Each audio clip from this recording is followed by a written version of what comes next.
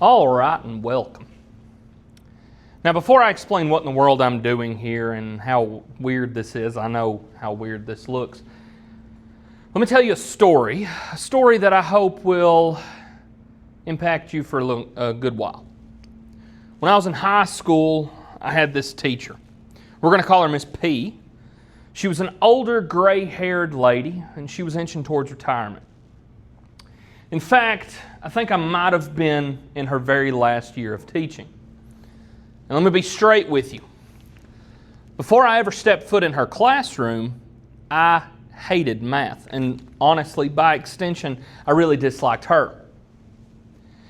I didn't just dislike math. No, I hated it. Every year before hers, I had a teacher who would make me feel small. Some were harsh, some were flat out cruel and mean.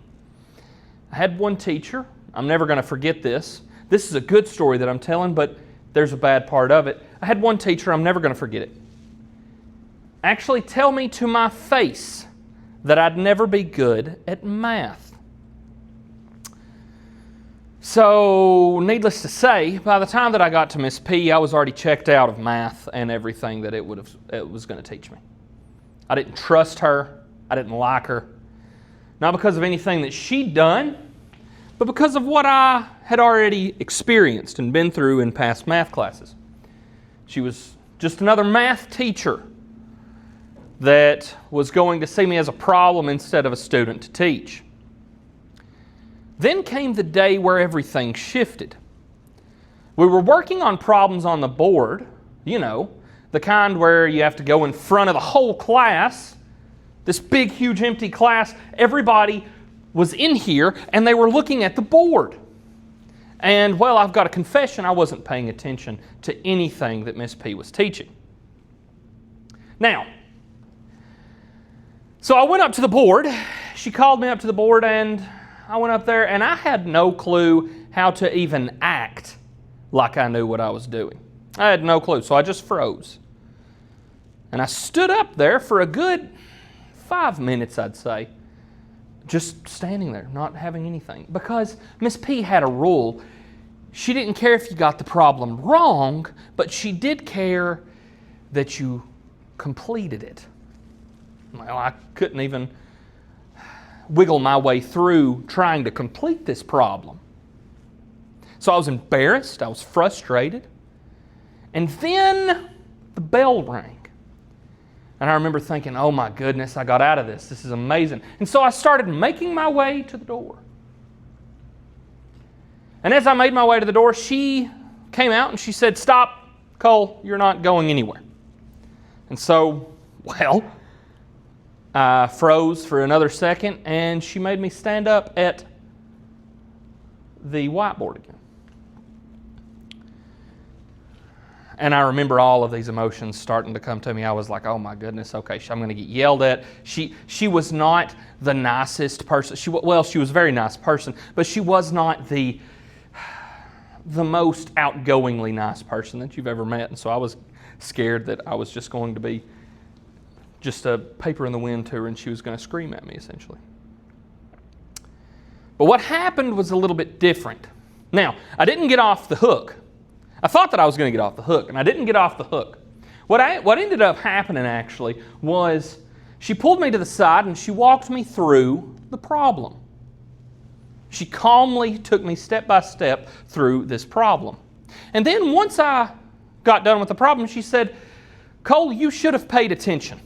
She said, "It's pitiful that you didn't know what was happening in this class." She said, "But I have something to tell you. I know that math's been hard for you. I know your past teachers, my past teachers, the one that I was talking about earlier, that were mean and cruel, they were well known for being rude and cruel." And she said, I know your past teachers, and I know they didn't exactly build you up. And I know you probably came into my classroom thinking the same of me. But I need you to hear me whenever I say this. I believe in you. And I'm going to teach you math whether you like it or not. Because you can learn it and you will learn it.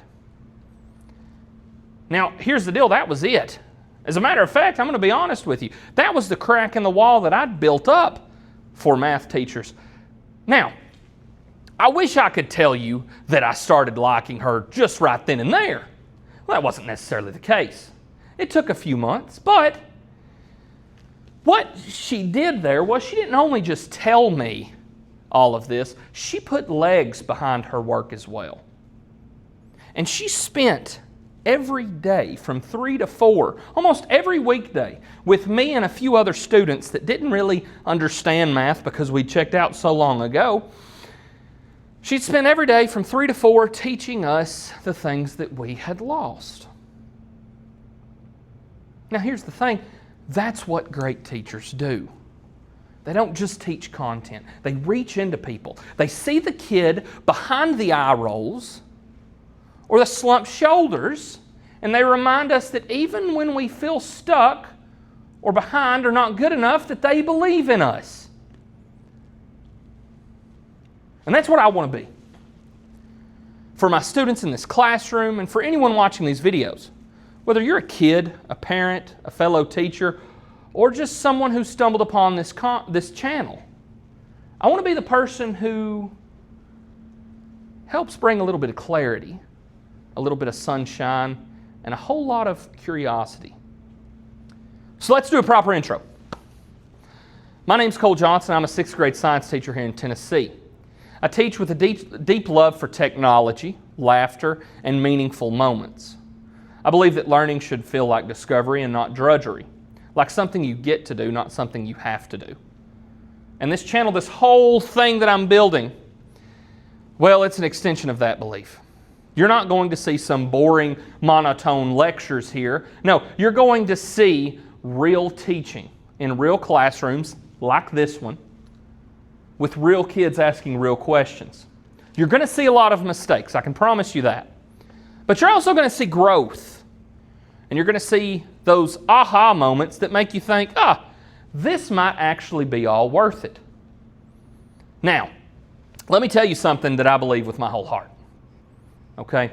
I absolutely love science. I've been in love with science since I was a young kid. I remember when I was little, I was probably 5 or 6. I remember I would ask my mom to watch Planet Earth just at home.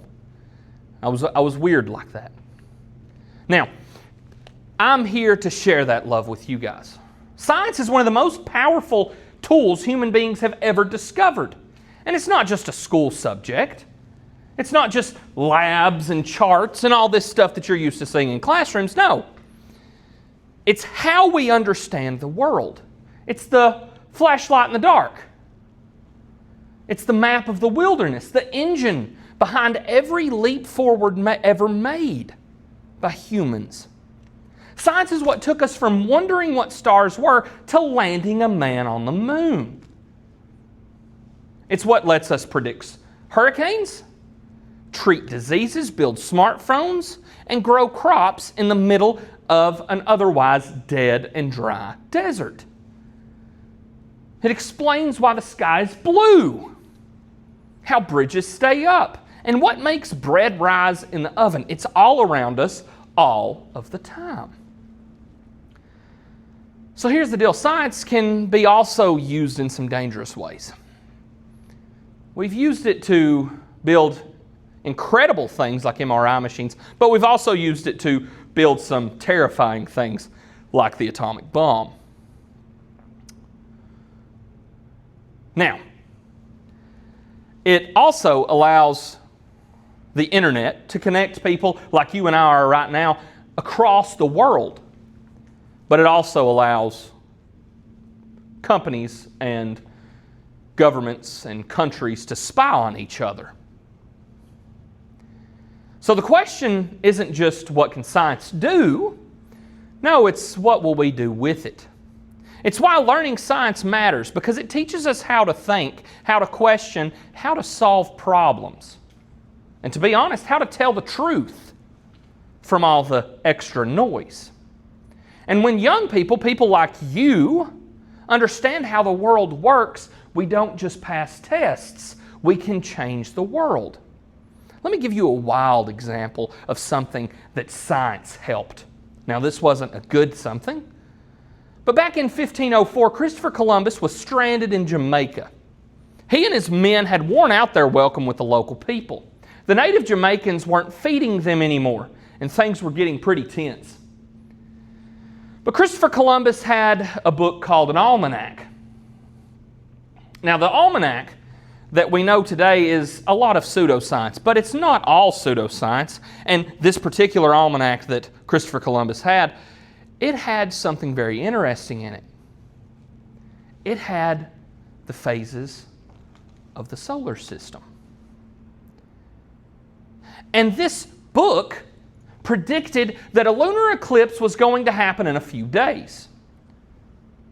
So he goes to this tribe leader and he said, "My God is angry that you're not feeding us, you're not giving us clothes, you're not allowing us places to stay.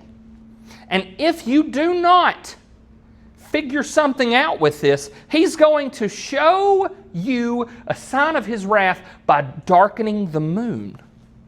And guess what? A few days later, the moon did go dark. The eclipse happened just like his book said it was, and the native people were terrified. They rushed to give him exactly what they wanted. Now here's the thing, he didn't cast a spell. He didn't call on a god. He read the sky. He used science, astronomy, to manipulate people who didn't have that knowledge. Now, take a second and imagine where Christopher Columbus would be today if those people knew that the lunar eclipse was happening. That's the kind of power science holds. It's not just facts and figures, it's knowledge that can either help people or sometimes control them. Now, I need to be honest right here and up front. This is the only time I'm ever going to do this. I hope this is the only time you ever see me ask for anything like this.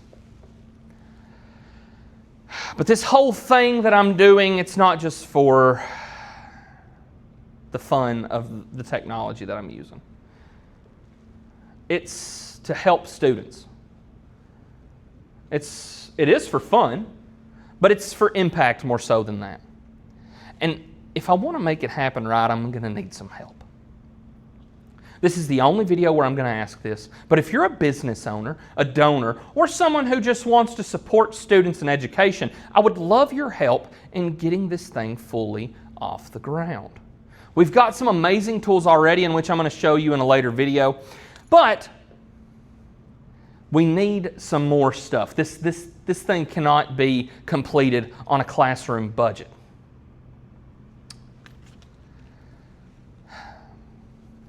I'm going to need help. I'm going to need financial help.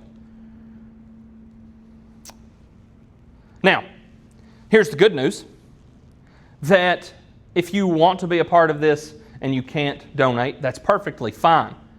You can still be a part of this by just watching the videos.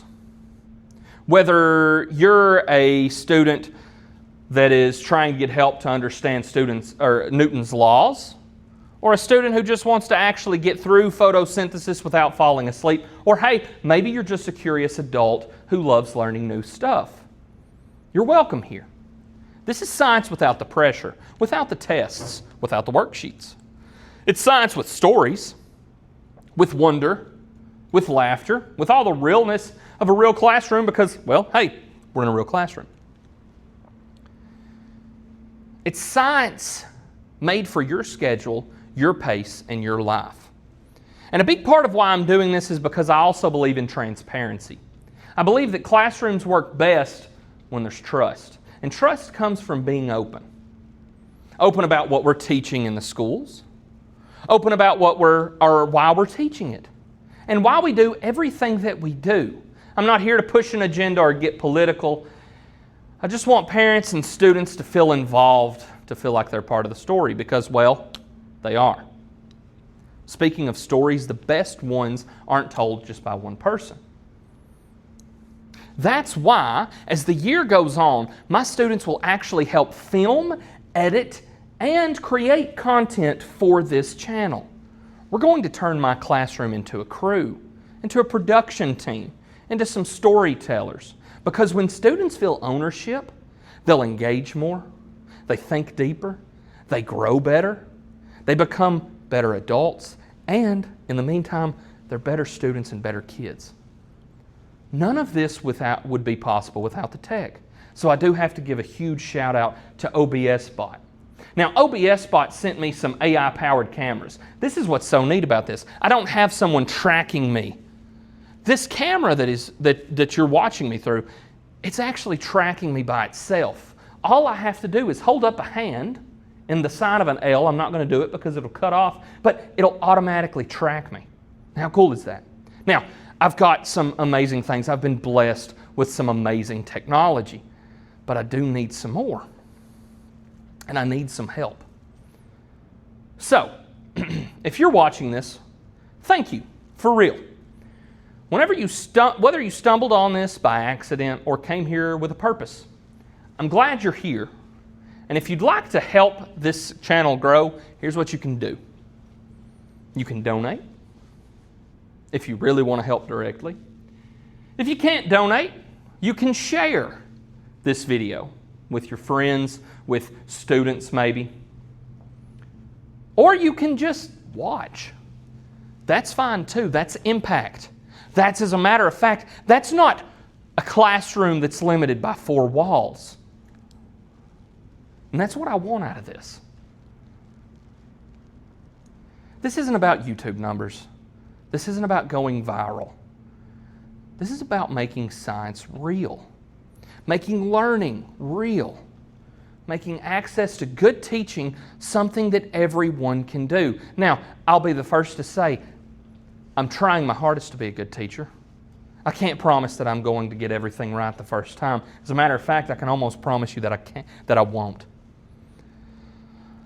But I hope this brings just a little bit of inspiration to the students and teachers and parents alike. And I hope that this makes good teaching accessible to everyone, no matter where they live, what school they go to, or what their background is. This isn't like Lego, the 0 through 99-year-old stuff. No, you can watch this at 120 and be perfectly fine. So let's do this together. Let's make learning something people run towards, not away from. Let's make this kind of classroom the kind of classroom where the lights are always on and the questions never stop coming. Let's make this classroom curiosity-based. Thank you for watching. I'm Mr. Johnson. Let's get this lesson started. Bye-bye.